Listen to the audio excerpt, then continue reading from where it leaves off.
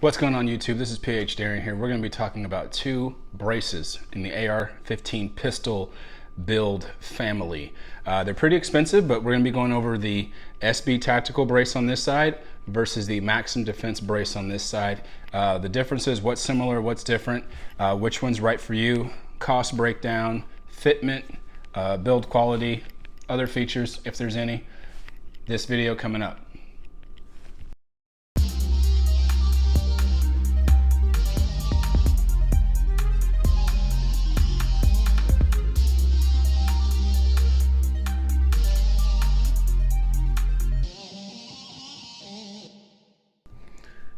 All right, guys, this is going to be the quick review of this SB Tactical brace. I've had this brace just over 3 years. Yeah, about 3 years now. I've used it. I love it. They co-patented this design with Maxim Defense. So these two parts, from what I can see right now by looking at the braces, they're identical. The only thing that's different is the notches cut out. And these adjustable notches that obviously slide up and down the brace, as well as the buffer tube itself. So the buffer tube stops back here. You can put a normal carbine length buffer tube, or even like what I currently have, a JP silent capture spring, or the Arma-Spec spring as well, the stealth recoil spring. I personally can tell you right now, the part that you see right here, at its maxed out, like, you know, this is the shortest it's going to be, and this is the longest it's going to be. At its longest position, you don't have the gap right here that a lot of people see on the Maxim Defense, which enables it to actually close further than this. And I'll be honest with you, I actually prefer that little bit. Now, visually, it looks cooler on the Maxim Defense, and yes, it can collapse more, as I'm about to show you here shortly. But when you accidentally stick your hand through this all the way and your freaking cheek somehow ends on this accidentally, you know what I'm saying? That little bit is great. If you understand how the human anatomy, like anatomically your cheeks fit in here, imagine your cheek fitting in there. And it's just, a matter of fact, I'll just show you, right? So I got this other one here, and this is both of them side by side at their full extension. And this is the gap I'm talking about, right? I can stick my fingers through here and not on this side. Also, actually I'm getting ahead of myself, but I'll still take it out.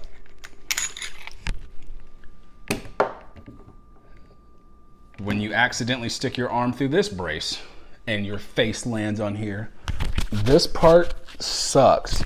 At least for me it does. To each his own. So visually, this looks cooler, right?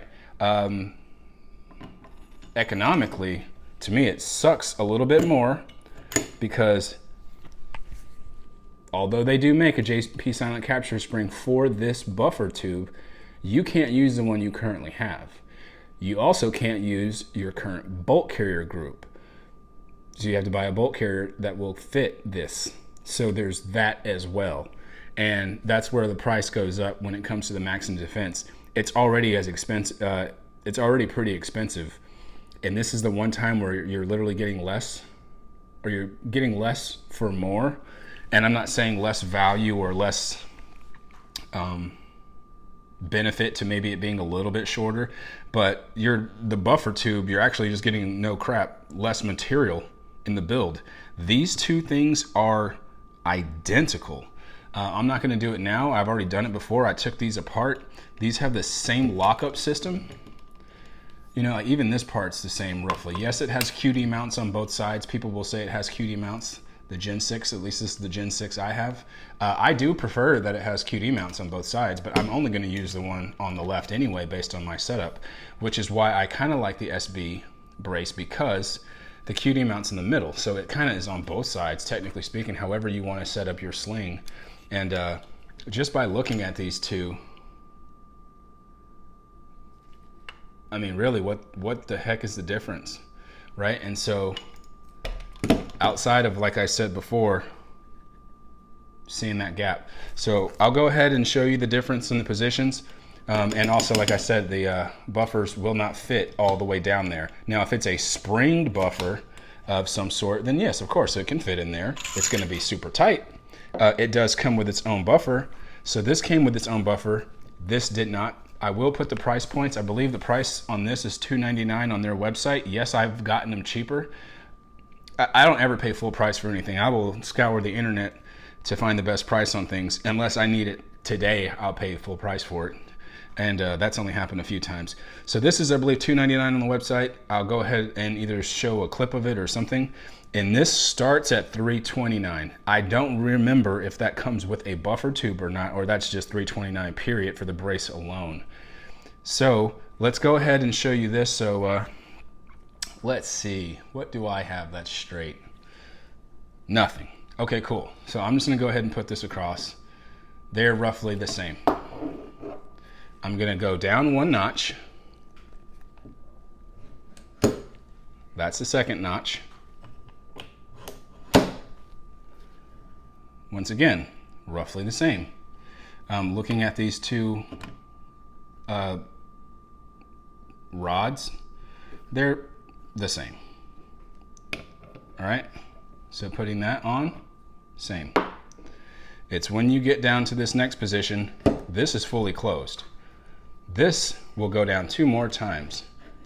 So this goes down a little bit lower, and you're already starting to see the difference in where the top of the lower receiver is at, based on, like, you know, my hands. All right, and then you're gonna go down one. So this is already bottomed out, and you can take this Maxim Defense one more step down.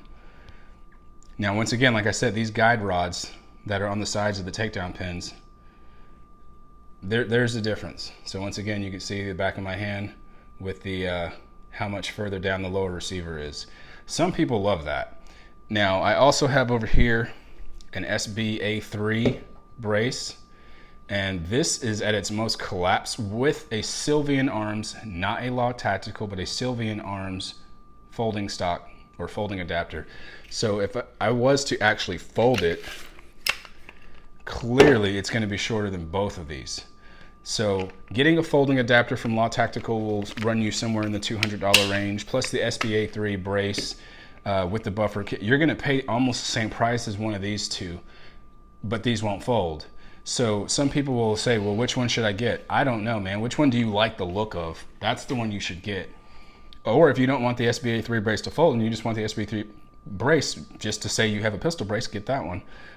I will say right now, I'm actually liking this visually, and it was this.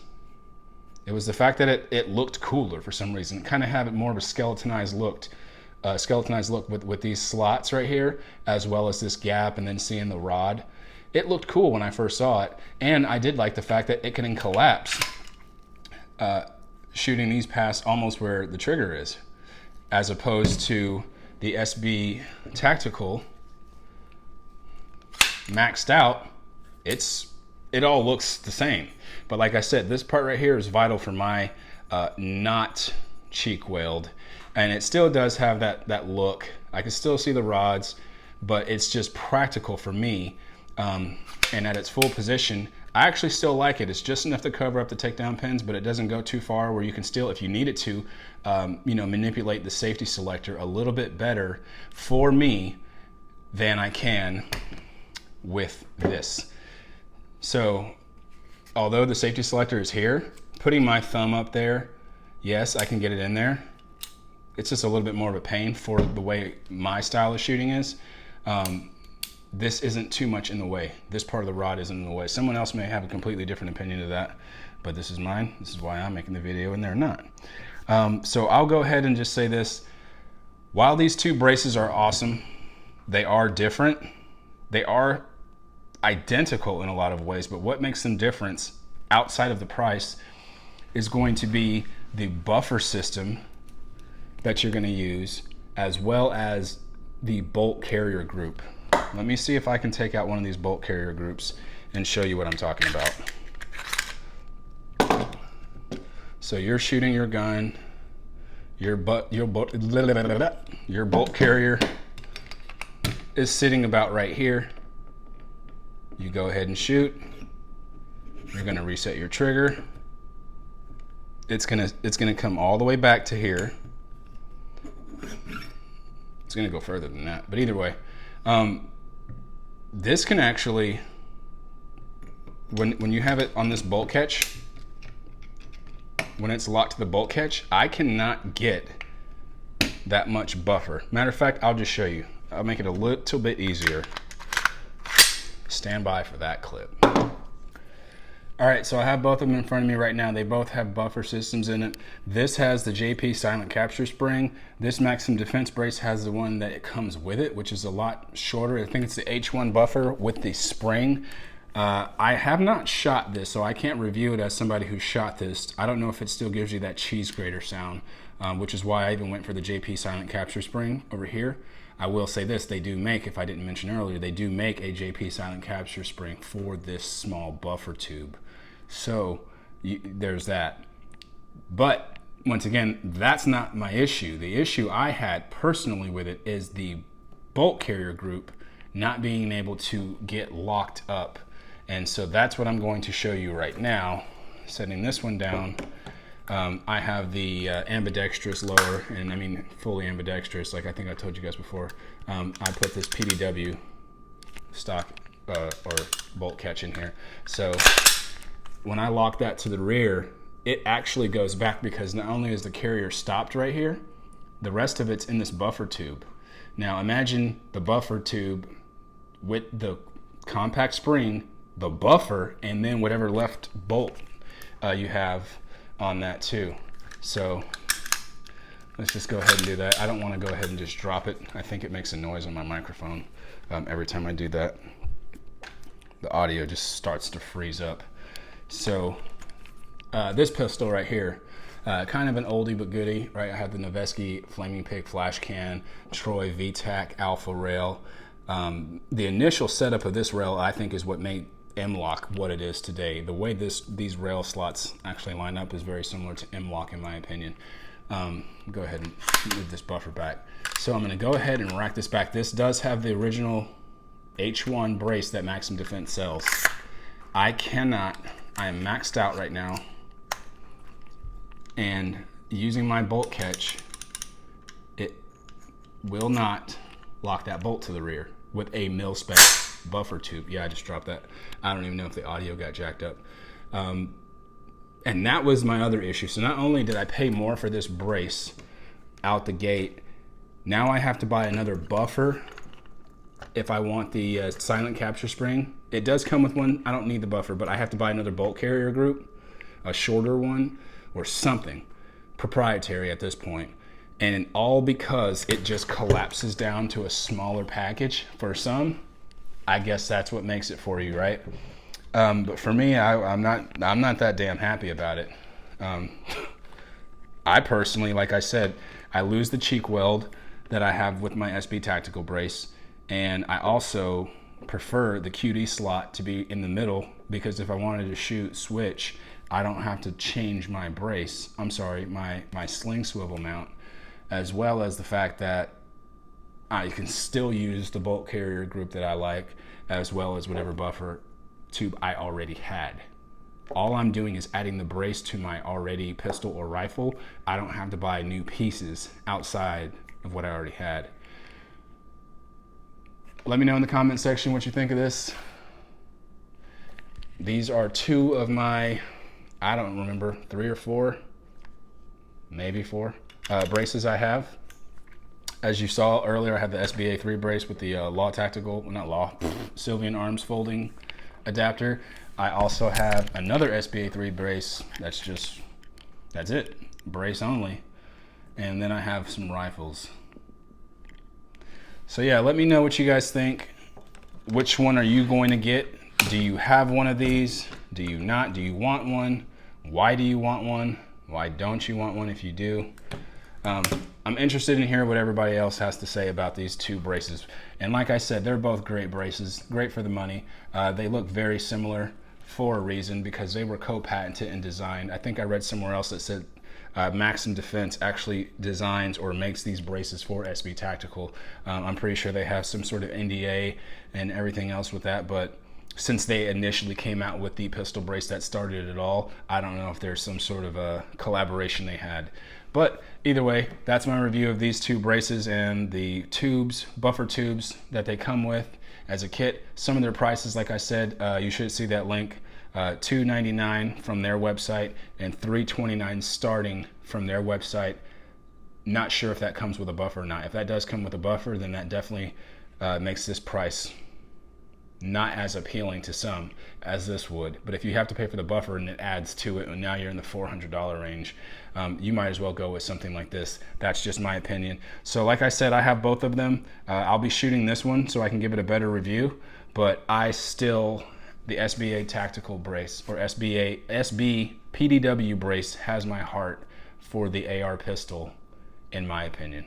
Hope you liked this video. Let me know what you think. It's PH Darren, and I'm out. Peace.